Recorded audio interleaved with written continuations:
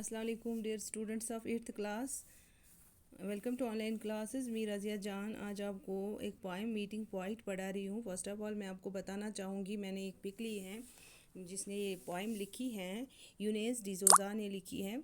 तो मैं आपको इनके बारे में कुछ बताना चाहूँगी। She was an Indian poet and she was born in Pune in 1940 in Pune Maharashtra and she died in 2007। उन्होंने बहुत सारी पोएम्स लिखी हैं, बहुत सारी नॉवेल्स लिखी हैं और इनकी पोएम्स की कलेक्शन से ये एक पोएम यहाँ पे हमारी एक बुक, हमारी 8th की बुक में आई है, मीटिंग पॉइंट।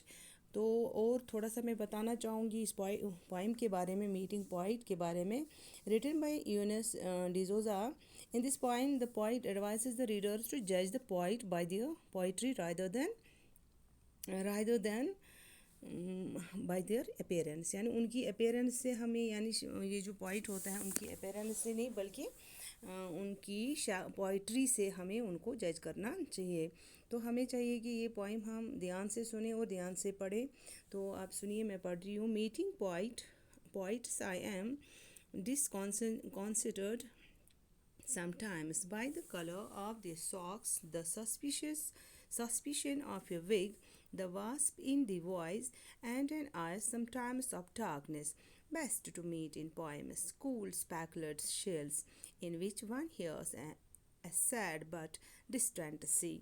तो आप सुनिए यहाँ पे, ये जो पहला स्टैंजा है इसमें हमें पोइट यूएनएस डिसोजा कहना चाहती है कि मैं जब भी पोइट से, यानी ये जो मीटिंग पोइट मैंने लिखी है पोइम, तो इसमें मुझे लगता है जब हम पोइट से मिलते हैं तो हम कंफ्यूज हो जाते हैं। डिसकॉन्सिटर्ड मीन्स होता है कंफ्यूज हो जाते हैं, उलझन में पड़ जाते हैं हम उनको देख कर कि इनके कलर्स जो होते हैं सॉक्स के, यहाँ पे कलर्स अब सॉक्स ही कलर नहीं है बल्कि हम उसके बिहेव के बारे में पता हमें होता लगता है कि ये पोइट कैसा हो सकता है, शायर कैसा हो सकता है। तो हम उसकी कलर ऑफ सॉक्स से उसको उसकी अपेयरेंस को इमेजिन करते हैं उसकी, और शक में पड़ जाते हैं कि कहीं इन्होंने जो ये विग पहनी हुई है, विग होता है आर्टिफिशियल हेयर जो इसने पहने हुए हैं, शायद ये इसके अपने बाल नहीं है, इसने विग लगाई हुई है, या वास्प जो, या उसकी आवाज़ में जो ये बिटरनेस है, खटास जो है। तो हम इनको उसकी मतलब अपेयरेंस को महसूस यहाँ पे करते हैं। जब हम कोई पोइट्री किसी की पढ़ते हैं तो हम उसकी अपेयरेंस को यहाँ पे महसूस करते हैं।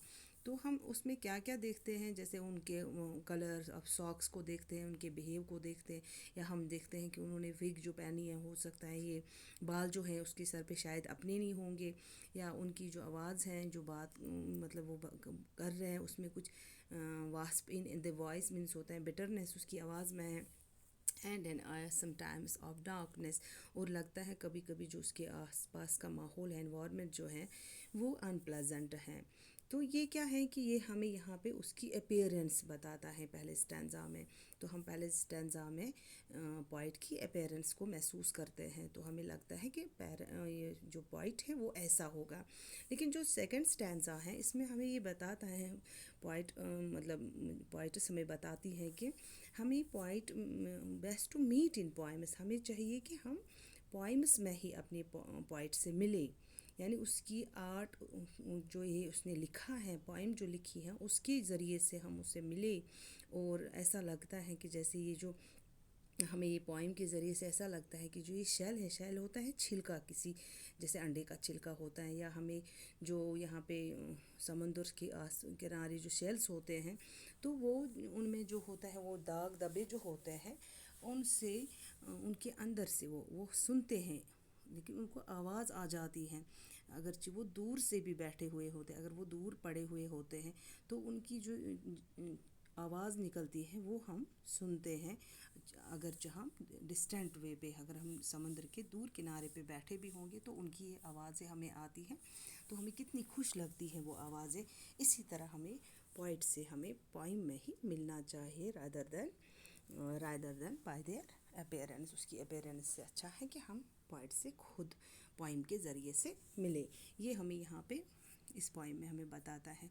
कुछ वर्ड्स इसमें हैं। डिसकॉन्सिटर्ड मीन्स होता है कन्फ्यूज्ड, यहाँ सस्पिशियस मीन्स होता है शक में पड़ना, विग आर्टिफिशियल हेयर जो आपने सुना होगा वर्ड। वास्प यहाँ पे एक वर्ड मीनिंग है इसका सिटिंग इंसेक्ट। अगर हम देखेंगे तो ये एक इंसेक्ट का नाम है, लेकिन यहाँ जो हमें पोइम के ज़रिए से वॉइस जो आवाज़ है पोइट की, तो वो हमें यहाँ पे वास्प यानी बिटरनेस होती है।